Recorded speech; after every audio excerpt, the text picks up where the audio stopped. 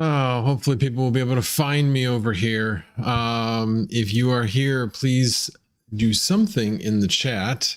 Also, give me a heads up if you can hear me. Can't believe I did that. Okay, I see at least one other person here. Can you confirm you can hear me? All right, excellent. Glad to hear it. Yeah, that was frustrating. Yeah, I got like 2 hours of sleep last night. So it looks like most of you guys are finding your way here. So I'm glad to hear that. While we're waiting for people to show up due to my snafu, I was curious if anybody has had any issues with their mining pools today. I personally have been mining to Wooly Pulley for Firo, and unfortunately it stopped working. I'm not sure exactly what time, but it was probably, I'm guessing, about an hour ago or something, maybe 2. So yeah, anybody else having that problem? Would really be curious to see. When I was doing some searching in the Wooly Pulley Discord, everybody was saying, oh, well, there's some other people, there's some other pools that are also having problems. And I'm like, haven't heard of anything in Wooly Pulley Small. So I don't know if that is their way of deflecting FUD or what. I don't know. Yeah, definitely was not happy to see that when I got home from work, to see that it wasn't mining. Yeah, Chris GTR, I did say Firo on Wooly Pulley. So I stopped mining to Wooly Pulley about been a little over an hour ago. I stopped even trying. Probably could have tried to something other than the US pool, but I didn't want the long latency, and Raven was actually more profitable at that point, so I just switched it to Raven. I'm not mining now because this is only on my personal computer that I'm talking about, where I'm mining Firo. But anyway, oh, but this Christmas tree is special, Baldini. I will share it with everybody later on in the video. It is my daughter calls it the gamer tree, but it's fun, definitely fun. My latency was around 30 milliseconds. So it's, I have better latency to Wooly Pulley than I do of any of the other Firo pools. So that's the reason why I was mining to Wooly Pulley. So was going to test it out, just pool mining. It was actually doing very well. You know, better than what to mine said I was supposed to be doing. So yeah. Oh yeah. That tree is very, very bright. It's not an optical illusion because it's dark in here. No, that thing is bright. Let's put it this way. When you get up in the morning and if that thing's on, yeah, you have to squint. Definitely have to squint. So yeah, light show incoming, but we'll do that a little bit later, but I thought it'd be fun. Let's see how many people we have here. Looks like about 10 people. So we will get started. Won't hit the Ethereum first. I'm going to cover the Raptoreum content first. I found this pretty interesting. Over the weekend, Son of a Tech came out with a video saying that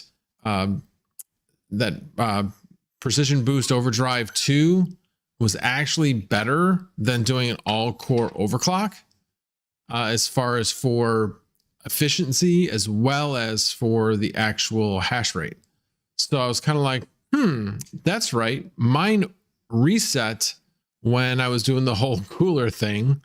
So, and I had at that point set it at 1 millivolt, which I have since found out was too low for a 5950. Should be somewhere between 1.1 and 1.3. So it's no wonder that it did do that reset. But anyway, point being is I was running at stock since that point. So I thought, okay, great. I know what my stock settings are. So let me bring those up, or my stock results. Where'd it go? Here it is. My little snipping tool. So basically I was getting 3,930 approximately. And that was over 1 day and 4 hours. So pretty good time. I mean, it wasn't super long, but pretty good time. So I was like, okay, let me do something similar, but this time I'm going to set the precision boost overdrive instead of trying to do an overclock. So went in and did exactly what Son of a Tech said to do, set the max overclock to, well, first of all, turn it on, enabled precision boost overdrive to set the max to plus 200, as well as setting a -15 setting. And I don't even remember what that setting was, but those were the three things that were suggested to do. And while I was in there, I did a whole bunch of other things. I turned on 4G decoding and AC on when power comes back on, just very basic things. And but the problem is that for some reason with my 580, it will not actually show the BIOS screen anymore. I don't know why. It was working before when I had it in there. So I had to actually take a 1660 out of one of my rigs, put it in the Raptoreum rig, and then I could actually get in there and do the BIOS. But that was the short story of about 2 hours of frustration of trying 3 different monitors, trying the settings on each of the monitors to see how I could make this thing go to a lower resolution, figuring that was the problem. Anyway, basically, I watched one video where the guy's like, don't beat your head against the wall. If you have another graphics card, stick it in there and be done with it. And I thought, yep, he's right. So that's what I did. So anyway, got it all set up. So this is my results before I made the change. And these, oh, wait a minute. Hold on a second. Yes, I do not have the screen up, but you guys have probably been screaming at me in the chat. So hold on a second. Let me change my setting in OBS. Of course it was. Okay, there we go. So right here, you've got the actual settings, I mean, the actual results from prior, the 1 day and 4 hours, the 3,930. We're going to round that up. So that was the result there. Now, my result is still ongoing, but I did see, I'm guessing about a 5% improvement. So yeah, I'm at 4,122.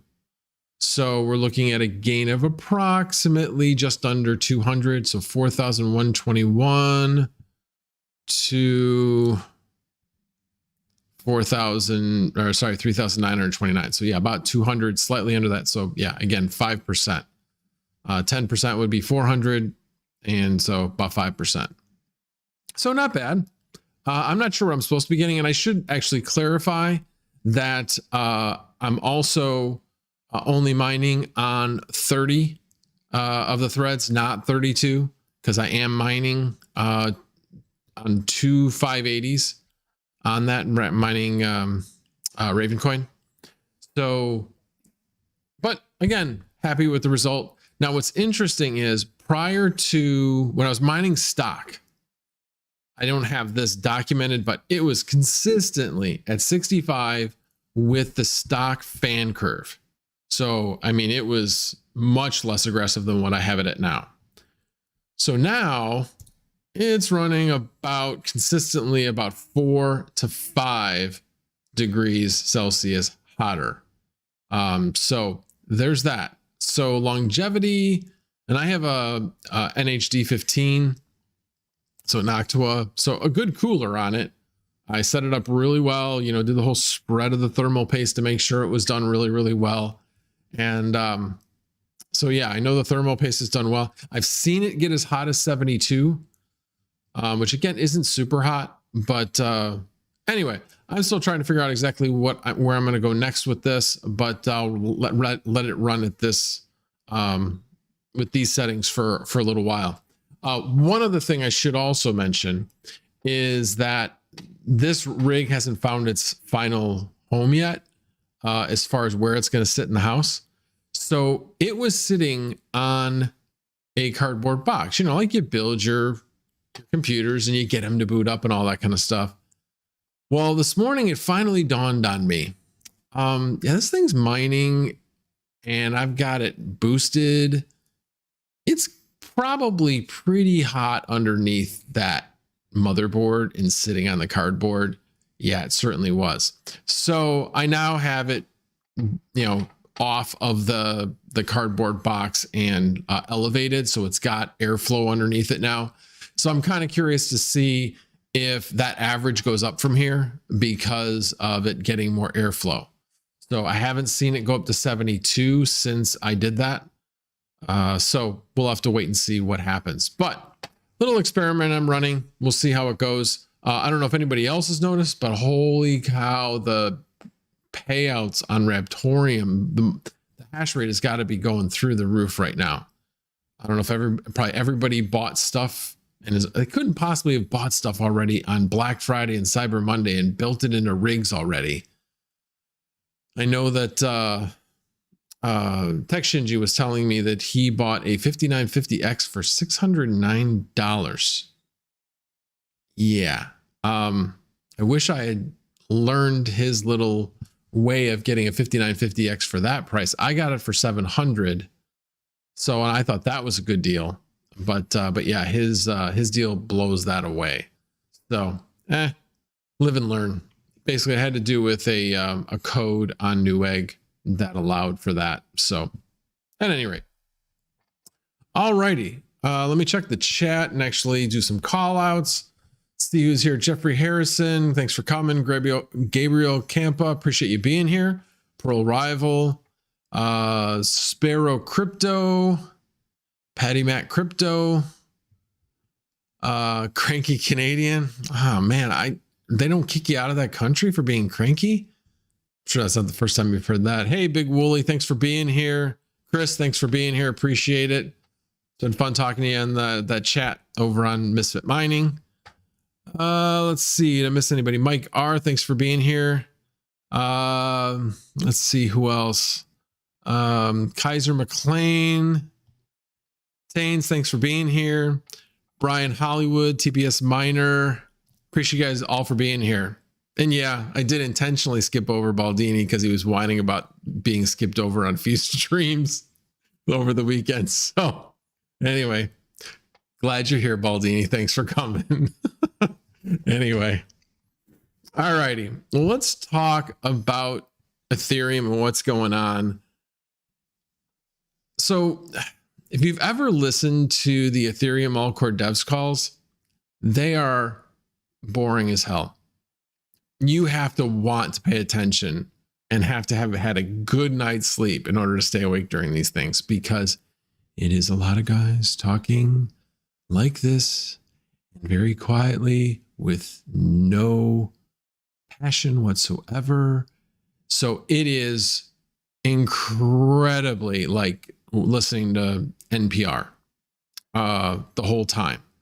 And there's a lot of, well, this is my opinion, but I'm not willing to die on a hill for it, or don't feel really that strongly. I could go either way with it. There's a lot of non-committal on these calls. And it was a refreshing change on Friday. I wasn't fully paying attention to what was going on. I just heard the actual tone change in the call, where people were still being professional and cordial and all that, but it was definitely, this is what I think, and this is the direction I think we should go. And other people were saying the exact opposite. So anyway, so let's talk about what's going on. What's going on is Ethereum is finally listening that gas prices are too high. They know they have to do something about it.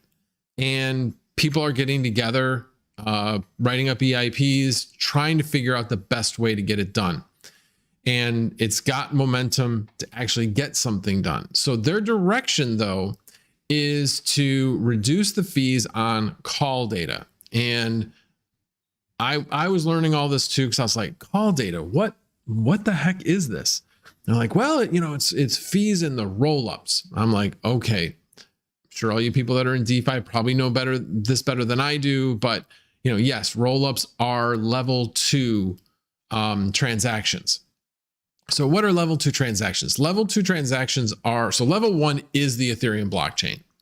So the Ethereum blockchain obviously controls the security, but the actual transactions can be handed off to level 2, basically DeFi. And by doing so, they alleviate a lot of the transactional space that would normally be on level 1 and allow it to go to more transactions. So, but even with that, a lot of people are still transacting on level 1 with really not a ton of motivation, because you got big whales that are kind of like, yeah, whatever, these fees, whatever. But again, a lot of whales now are starting to go towards level 2. Well, they want to increase the adoption of level 2 solutions so that more and more people are using level 2 or L2 solutions. So what they're talking about doing is this call data and reducing it from 5, what would be 5 down to 1. So basically cutting it by 80%, cutting the fees for call data by 80%. This would increase the adoption of L2 transactions and solutions. So there are a number of bad things that can happen, including a large increase in the block size, but they're working through all this. The important thing is that there is a drive to get this done before the merge, that this is now more important than the merge. That has been heard loud and clear. Remember, why does Ethereum want to get rid of miners? They're, I don't want to say pandering, because I don't mean it that way. They are catering to their whales, the people that actually transact with Ethereum. That's who they are catering to. They don't care about miners. We're service providers. Get over it. That's the fact. So now you have something that is more important than changing to proof of stake, and that is to change the model to reduce the costs of transactions on Ethereum, so those stakeholders can benefit from be able to benefit more from using Ethereum and not have to waste all this money just on fees. So what does that mean? Well, I don't see how else it couldn't mean that the merge is going to be delayed one way or the other. You put something in front of the merge, then it's going to be delayed. Now, does it mean that it's not going to be June? No, I'm not saying that at all. I'm saying that whatever the time frame was, you now have put extra tasks in front of the merge, including test nets. Now, again, there won't be very extensive test nets, because they're saying this is going to be a very simple change, but they're still going to have to test it. And there are some complications with it. So the coding of it is simple. The result and what would actually happen if it was adopted, that's a lot of the things that they're trying to go through right now. So there's a big drive to try to make this happen, but there's 2 EIPs. There's 4488 and 4490. And so they're kind of competing against one another. So that competition between the two, again, could also delay things as well.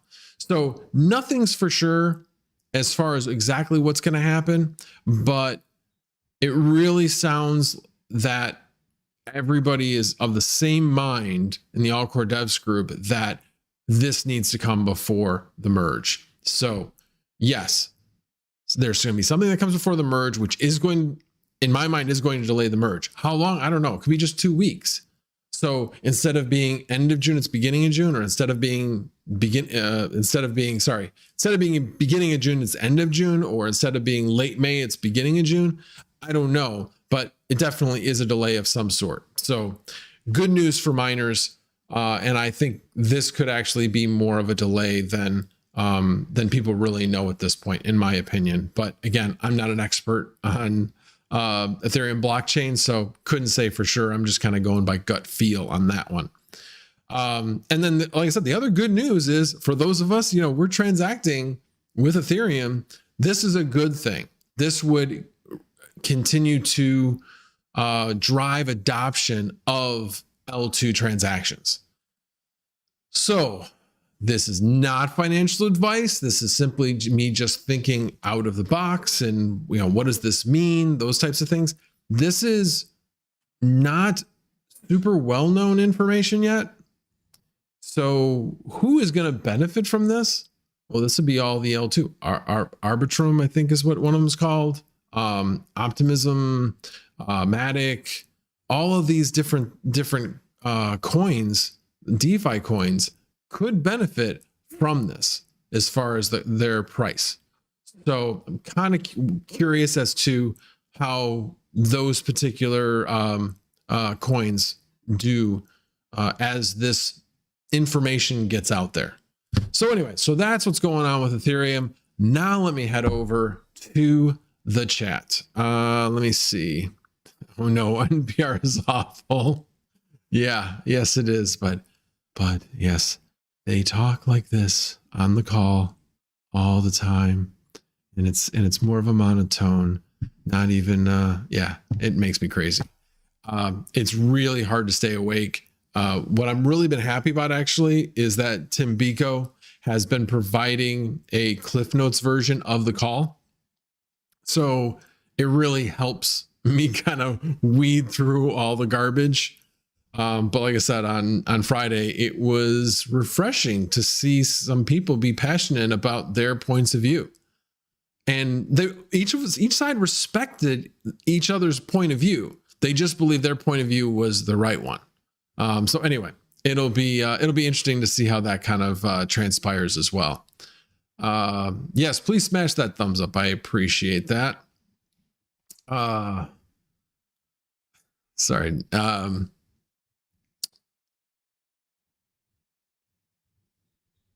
ETH BTC got my first payout today. $3.04 in fees, much better than straight ETH. Oh, I see what you're saying. I think. Oh, you were using the payout where you can get BTC from 2 miners. That's right. I forgot about that. K-Spec, thanks for coming. Appreciate it. John Germain, I don't think I did a call out of you earlier, John. I think you were on the first stream and then I screwed that up. So again, I really appreciate you guys all for bouncing over to here. Definitely appreciate it. I'm going to start looking at people that tag me. If you have something to ask me, please tag me. So, hey, thanks for coming, John Z. Definitely appreciate it. Yeah. Hey, well, I am waiting. Oh, Hobbyist Miner, thanks for showing up. Appreciate it very much.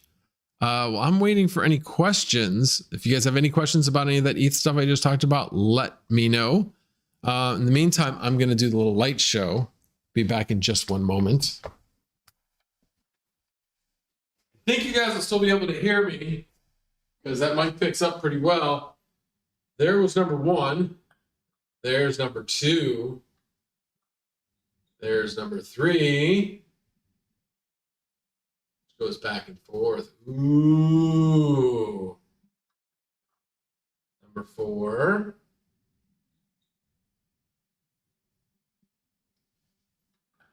Number 5, same thing as number 4, except just with the colors.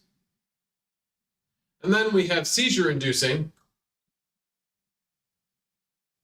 Yeah, definitely seizure inducing. I don't even know why anybody would want that unless they were trying to alert their neighbors. Same thing with the colors. And then this is kind of like all the modes put together. Flash, seizure, seizure, seizure. Then we have off. And then we have back on. I like the white, personally.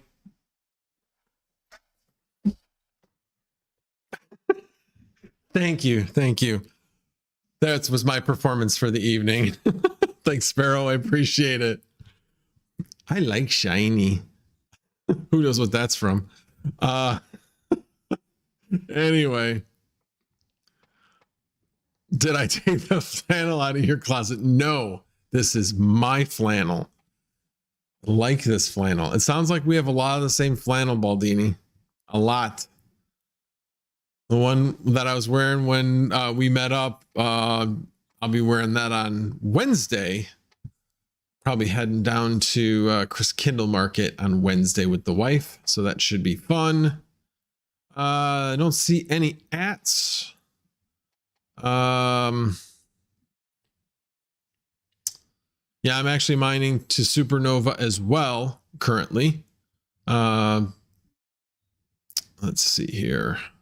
Old man flannel. Yeah, I know, but I like my flannel. What can I say? Yes, those are disco lights. Thanks for coming, Red Llama. Appreciate it. So, good question, TPS Miner. Will this require the devs to merge 2 testnets down the road? Seems like a significant amount of testing. That's really the question.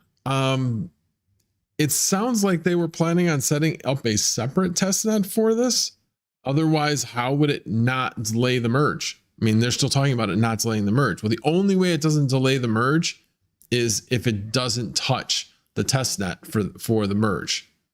And honestly, if they're doing it before the merge, it wouldn't be on the same testnet anyway, because they're testing the merge versus proof of work to proof of work type of fork. So I don't know. They'll probably just have to set up some new testnets would be my guess. Any coins I am prospecting? Nothing like brand new or anything like that. I've been mining a little bit of Firo. I've been mining some Ravencoin. Obviously mining some Raptoreum, but honestly, the Raptoreum I've been mining and selling. I'm a very risk averse crypto person. I know it's kind of odd. So I'm kind of mostly in the big coins. So like I said, I do have a little bit. Oh my gosh, I have a little bit of Vertcoin. I have like $5 of Vertcoin. Didn't start it out at $5 of Vertcoin, but it wasn't very much. That's probably my most odd one. But I have some Litecoin. My main 3 holdings are Bitcoin, Ethereum, and Cardano are my main 3. So, alrighty. Any other questions on Ethereum before I move on to mining, setting up dual mining on using HiveOS?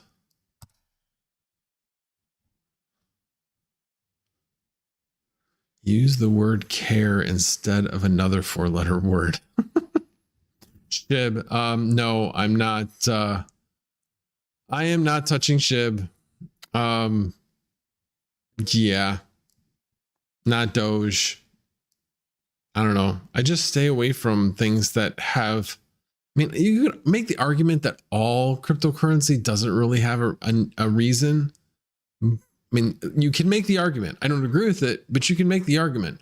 But when you look at SHIB and you look at Doge, I mean, Doge was made up as a joke. I mean, it doesn't mean that it isn't it couldn't be a valuable coin, but the premise of it was, and same thing with SHIB. It was like, okay, why did they call it Shiba Inu? Because it was a play on Doge. It was like any of those that like copy names.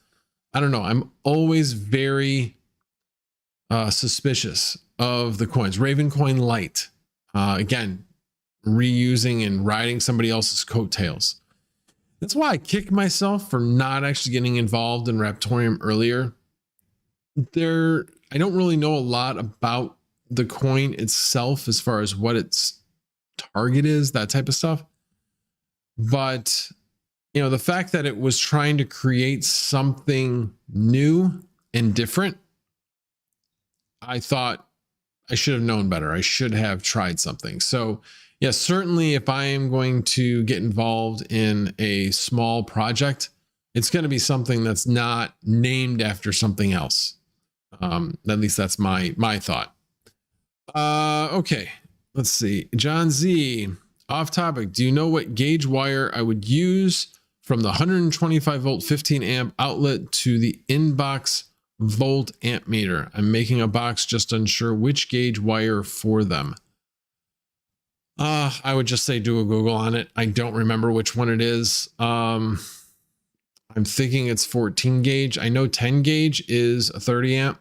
And I think 14 gauge is, yeah, I'm pretty sure 14 gauge is 15 amp. Like if you take a C13 to C14 cable and you look at them, a 10 amp cable is 18 gauge, a 13 amp cable is 16 gauge, and a 15 amp cable is 14 gauge. So should be 14 gauge. I am not an electrician. I don't even play one on TV. So don't take my word for it. Look it up. Talk to a friend that may be an electrician. He maybe can help you out. I know I had my 240 volt line put in for about less than $300, basically through connections. So plus it was like super easy. It was just a drop directly below the box. So it made it nice and easy. Anyway, but yeah, there's usually electricians that are willing to help you out with some basic information. Let's see. Okay. Sounds good. Did you see the craziness of the sandbox yacht? No, I did not. Yeah, I'll just leave that one alone. There's a lot of craziness in, there can be a lot of craziness in crypto. I know that there was a Ravencoin cruise. I think that one was relatively mild. But yeah, a lot of things going on in the community, that's for sure. But I was not aware of the sandbox yet. I'm not really that familiar. I'm assuming that's related to the sandbox crypto, I'm guessing. But again, I know nothing about that. So, all right, well, let me, so I have this rig right here that is all LHR. And you can tell that by my hash rates. The 3070 Ti, if there were any 3070 Ti's that weren't limited hash rate, you would be getting close to 80 mega hash on those. So right now I'm getting around 61, 62 in that range. One of them is hashing a bit lower than the others, just kind of, you know, you get silicon lottery. So, and then I've got my 3060 Ti's that are also, you can tell, are also limited hash rate as well. So let's take a look at how we would change the flight sheet in order to mine. Actually, even before we do that, let's take a look at what version of Hive you are on. This was my first mistake when I tried doing this with Hive. You have to make sure that you are one of the latest. I don't know if I don't think 210 worked. I think you had to be on at least 211 in order to do this dual mining the simple way. There's other ways you can still do it through the extra commands, but to do it this very simple way, you need at least 211, 0.6-211 in order to do it this particular way. Okay, so you go to the flight sheet. Then let's edit this. And let's see if I can remember how to do this now. So obviously this is all set up. Now I want to set up ERGO. Select a wallet. Configure miner, and I'm using Flypool. I'll just select that one since I'm not going to leave it there. And now what's interesting is, for me, it seemed like 37. The standard is 30.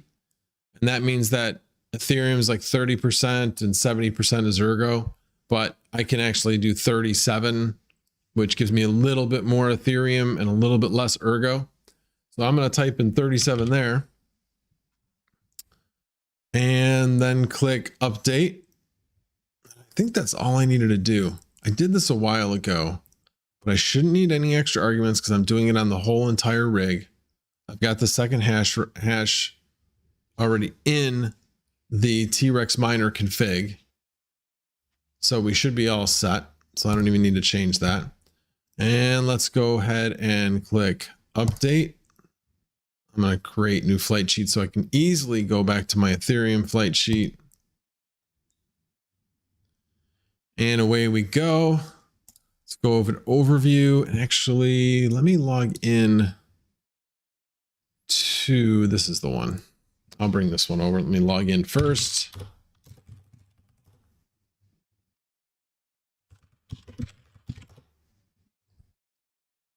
All right, let me bring this over.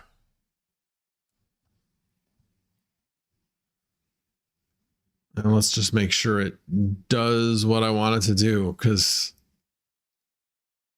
yep, there it goes. Now I was trying to allocate a second dataset buffer, which it normally could do on cards, but because it's dual mining, it won't be able to allocate that second dataset buffer. So there's your ERGO, getting a couple of shares there. Come on, see some Ethereum shares.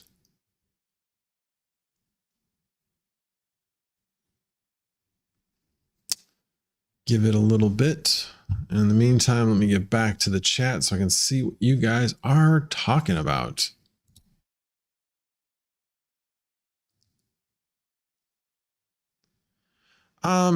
It's, you know, again, I'm not super familiar with Autolycos, but I look at it as kind of like being a DAG in a way, like the data set for the DAG. So what it's doing is that data set is required every time there's a new block, I believe, or a new epoch, one of the two. So, okay, so there is my, oh, you can see the Ethereum hash rates. So basically I'm getting 235 mega hash. Now this one was doing 430, about 436 to 440 is what it was doing before. But I'm also now getting 700, about 750 on ERGO. So right now ERGO has dropped quite a bit. And so this isn't the most profitable way to mine. But if ERGO becomes more profitable, this could definitely be worth it. Now, if you have anything that is 10 gig VRAM or higher, you can also do Ravencoin as well as Firo. And those are pretty interesting right now if you have those kind of cards. I don't. I only have 8 gig cards, except for a couple 3060s. So I guess I could pull my 3060s together and actually, you know, have them dual mine if I wanted to do that. But for right now, I have them on separate rigs. Like my one 3060, I have two 3060s that are version 1, and they are running at full hash right now on Windows. I have one more 3060 that I am running in one of my rigs. So I could technically set that one up to dual mine, but then I would have to use a different miner for the rest of my cards in the rest of my NVIDIA cards in that rig. So for one 3060, I'm not going to go through the trouble to do that, but I will continue to watch this to see if it becomes more profitable. Like I said, right now it is not, because ERGO is way down in price and therefore in profitability. So this is how it shows up in Hive. So you have your Ethereum, which is your main, and then it also then shows you what your hash rate is on ERGO. And then up here, it shows them both together as well. So this is a pretty cool feature, I think, by Hive to incorporate this feature that T-Rex has. So I think this probably caught them a little bit by surprise, but they adapted really, really quickly. So I thought this was really, really cool that they adapted so quickly to incorporate this into HiveOS. So I'll let this run for a little while and leave it on the screen so you guys can take a look at it. Let's see if there's any other questions.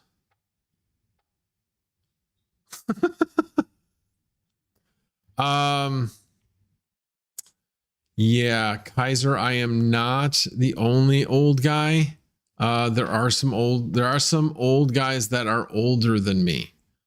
So yeah, that fart way more dust than I do. So that person will remain nameless, and he knows who he is. So,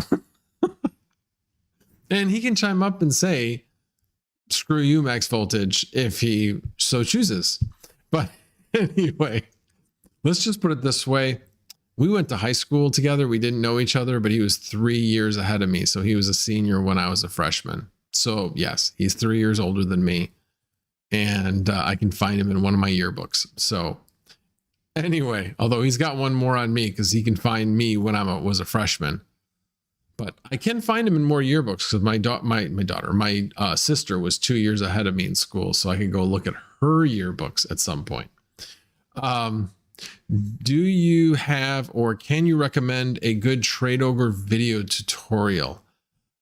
No, I don't know of one. I mean, I just kind of hunted and pecked and have learned my way just through clicking around and seeing how you get to what. The biggest thing that I figured out was, so when I'm trading my Raptoreum, I want to go to Bitcoin. I don't want to go to Litecoin. Just my choice. So when you're looking at the balances screen and you see Raptoreum and it shows one trade pair, no more than that one trade pair. So how do you get back to the trade pair you want? Well, once you've made a trade using a particular trade pair, in this case, Bitcoin and Raptoreum, you can go to your trade history, click on that trade pair, and it will take you to the trade screen. So that was kind of a little trick that I learned. There's probably better ways to do it, but that was just the way that I had learned to do it. So just click around and see what works for you. Would be the best way. I don't have any. I have what I've learned, but that doesn't mean it's the right way to do it. I just learned by clicking around. Yes, I am dual mining ETH and ERGO. Exactly. And I'll even go, let me go back to the flight sheet because this is the easy part. When you go to the edit, it's just once you select T-Rex and ETH on the same line, it brings up the second line for dual coin. And then you just put in ERGO, Ravencoin, Firo, whatever you want to put in that second line. Now, if you don't have 10 gig cards or higher, if you put in Firo or Ravencoin, it won't work. It will come up with some error. I forget what it was, because the day that Firo was unable to be dual mined was the day that I tried it. And it didn't work. And I was banging my head against the wall until somebody finally said, oh no, Firo's DAG just got too big to actually be able to dual mine on HiveOS. I'm like, that's the reason. So yeah, it is what it is. Cranky Canadian, thank you. Max is still a youngster. Maybe. Oh, Mike Hart, you'll be 60 in March. Okay, well, hey, we got people of all ages here. That's a good thing. Variety. And sounds like a bunch of people in their 50s. All righty, let's see. Red Llama. Max voltage, is there a way to schedule 12 hours on one coin and 12 hours on another? Yes, there is. And I believe that Chump Change has done a video on scheduling. I have not done it. I haven't found a need to do it at this point. So for people that might be managing somebody else's rig for them, and the way that they're getting paid to do that is through scheduling. In other words, I'll help you do this, but you're going to mine to my wallet for, 15 minutes a day, whatever it is. So that's the way some people actually have their management of their rigs paid for. So that is a feature. I have never used it personally. I will, once we start getting to the point where profitability is so borderline, and it's going to depend on what my power is actually costing me. I'm on variable rate. So at night, my power gets really cheap. So I have, I believe I'll be able to set up a way through IFTTT to be able to trigger my rigs to go on when power is below a certain rate and turn them off when it's above a certain rate. That is my thought. I'm so far away from the point at which I need to do that, so I'm not really figuring it out at this point.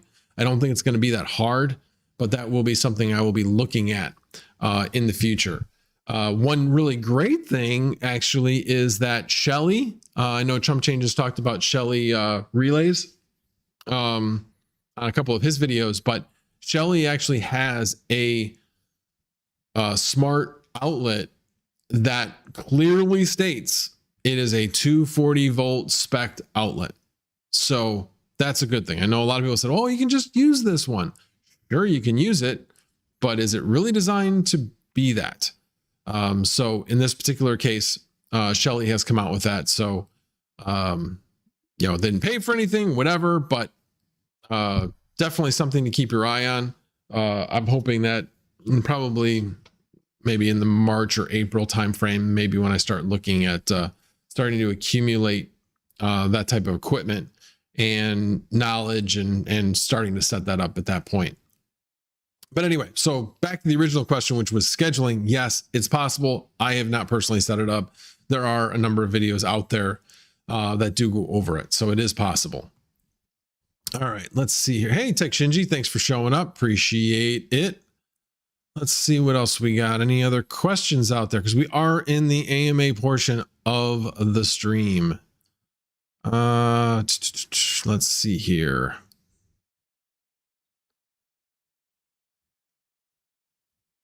So anonymous miner, there's also another factor nobody talks about with those smart plugs and power controllers. Do not turn them off when under load. It will arc and eventually fire. Interesting. Yeah, I guess I could kind of see that. So in other words, you would want to smartly turn down, basically turn off your miner first to take the load off and then turn off your rig. Or if you think about it, it takes minimal power to run a rig.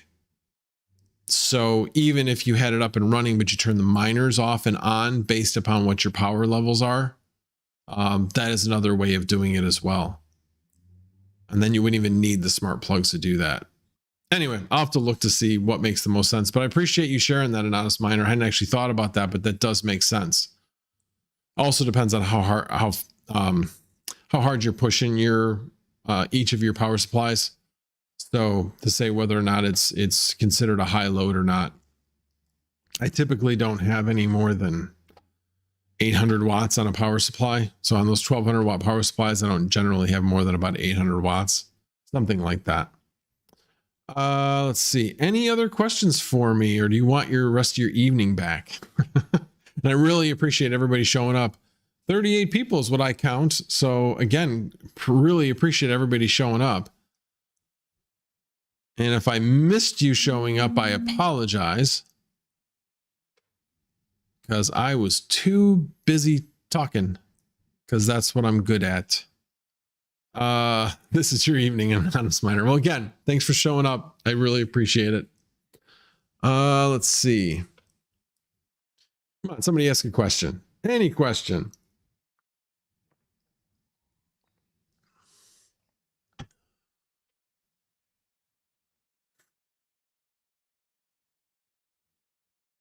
Oh, okay. K-Spec is only using the smart switches on the motherboard CPU plus one GPU. The rest are powered on a server PSU because you wanted to keep the load on them low. Makes sense. All right, so what cards would you say are best for dual mining you are doing there? Well, first of all, dual mining really is only good for LHR. There's no reason to do dual mining otherwise. This is about trying to fool the LHR mechanism to use a greater proportion of the GPU's processing and memory capability. That's really what it comes down to. But again, it doesn't really help you if one of the coins is significantly lower than the other one. In this case, the one that's getting most of the hash rate, ERGO, is the one that's, much lower in price, and it's not really, it's a combination of the price and the difficulty. We all know that. So yeah, the profitability on ERGO just isn't high enough to make it worth it to do that. But that's not to say that sometime in the next couple of months, ERGO will pump, and then it will be. So have to wait and see. And the other part of it is if you believe in ERGO and you're like, you know what, it's down. I'm putting my own money into it because I believe it's going to come back. Well, then by all means, definitely dual mine it. It makes a lot of sense at that point. You're still making ETH, you know, the nice safe coin, and you're also, you know, creating a bag of ERGO that you really believe is going somewhere. And I'm not saying it's not. I'm very intrigued by ERGO. I'm just not willing to make that bet yet. But as I said before, I'm just very conservative. I'm not somebody that's going to usually jump right in with a new coin. But hey, it comes to bite me sometimes. I knew about helium mining at the end of last year. Should have bought a helium miner at that point. Yeah, we all know what's happened with that. We couldn't get our helium miners. So I definitely should have jumped on that. Yeah, there's been a couple of things I could have jumped on because I knew about them, but didn't. All right, let me, I see a lot of tags on here, so appreciate all the conversation and comments.